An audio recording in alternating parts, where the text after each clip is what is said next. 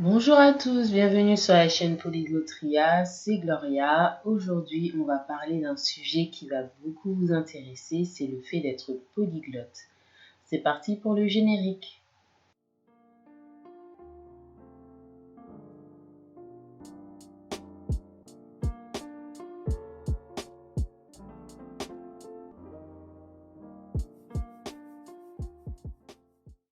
Alors, être polyglotte, qu'est-ce que c'est? Être polyglotte, c'est le fait de pouvoir parler plusieurs langues. Jusque-là, tout le monde peut comprendre.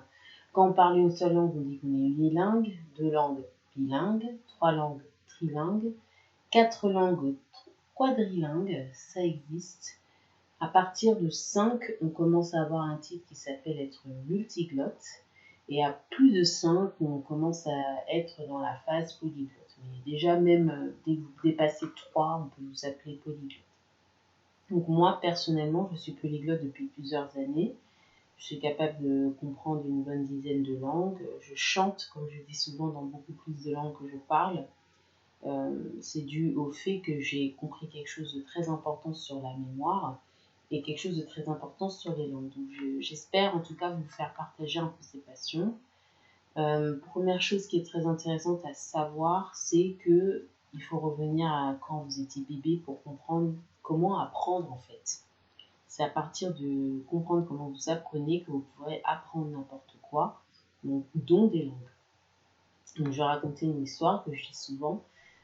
Quand il y a des personnes qui me demandent comment faire pour devenir polyglotte, ou comment j'ai fait, la réponse est assez simple. Quand vous étiez bébé, vos parents vous ont appelé. On va dire que vous appelez Julie. Quand on a appelé Julie, il s'est passé 3 choses. Sa maman l'a attrapée et elle a crié comme ça. Julie, Julie, Julie. Donc vous entendez que j'ai fait 3 fois le même, j'ai dit 3 fois le même mot, mais je n'ai pas produit 3 fois le même son. Ce qui signifie qu'à chaque fois, j'ai créé une émotion différente. Et à ça, quand vous êtes bébé, quand vous êtes enfant, vous avez 3 façons de réagir. La première méthode, c'est la méthode visuelle. Donc ceux qui ont la méthode visuelle, je reviendrai dans des podcasts plus en détail sur ce que je vais vous dire, mais on comprend juste la surface. Ceux qui ont la méthode visuelle, ça veut dire des personnes qui sont bons en couleurs, des personnes qui sont bons en mathématiques, des personnes méthodiques, des personnes qui réagissent au visage, des personnes qui lisent sur les lèvres. Ce sont des personnes qui sont bons en dessin, des personnes qui sont très bons en photo, des personnes qui sont bons en sciences scientifiques telles que la chimie, les maths, ce genre de sciences, et qui pour eux les mots pour apprendre d'une langue à l'autre, ils sont très bons en traduction écrite. Donc ça c'est très important de comprendre ceux qui ont des mémoires visuelles, donc ils comprennent aux couleurs et au visage des gens. Donc, eux, par contre, sont les pros de détection des mensonges à un sourcil près, ils savent le faire. L'inconvénient de cette méthode-là, c'est bien sûr, ils auront un accent à chaque fois qu'ils vont parler une langue. Parce que leur force, c'est l'écrit, c'est pas l'oral. Donc ça, c'est la mémoire visuelle. Donc si Julie avait une mémoire visuelle, elle regarde l'expression de sa maman pour pouvoir réagir. Elle ne réagit pas forcément au son. C'est au trait de sa mère qu'elle réagit. Deuxième, vous avez comme moi la mémoire auditive. La mémoire auditive, c'est ce qui me permet à moi d'être polyglotte auditivement. Vous entendez une langue, un son, vous n'oubliez jamais. Vous entendez, quand on appelle Julie 3 fois, ben vous réagissez à l'intensité des voix. Donc vous êtes sensible au son quelconque, vous êtes sensible aux connaissances de bruit, d'animaux, vous êtes bon chanteur, bon musicien. Ce sont souvent des personnes qui savent détecter les mensonges à l'oral, pas forcément aux expressions faciales, qui ont beaucoup de mal avec les voix robotiques, qui ont un peu du mal avec la ASMR, qui cassent un peu tout ça. Bref, des personnes qui ont besoin d'entendre. Donc bien sûr, votre force, c'est que les langues, plus vous les parlez, plus vous les entendez, plus elles restent et moins vous les oubliez. L'inconvénient, c'est l'écrit. C'est l'inverse du visuel. Pour vous, une langue qui ne s'écrit pas comme elle parle, c'est un problème parce qu'il n'y a pas... c'est plus difficile de faire le lien logique entre les deux. Enfin, il y a la mémoire orale, donc c'est la mémoire que j'appelle la mémoire du perroquet, c'est-à-dire ceux qui répètent les choses.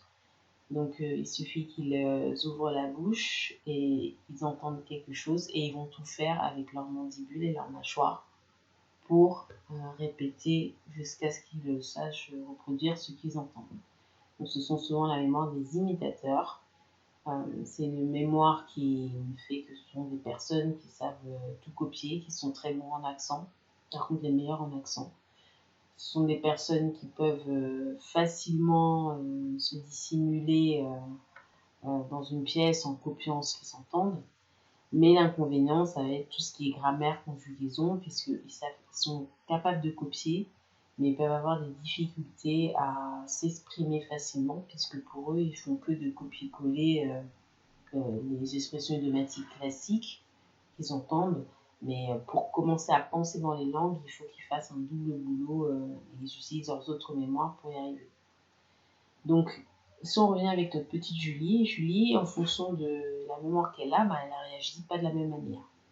Si elle était mémoire visuelle, elle réagit au visage de sa mère. Si elle était auditive, au son que fait sa mère. Et si elle était orale, elle a copié comment sa maman parlait pour elle-même parler.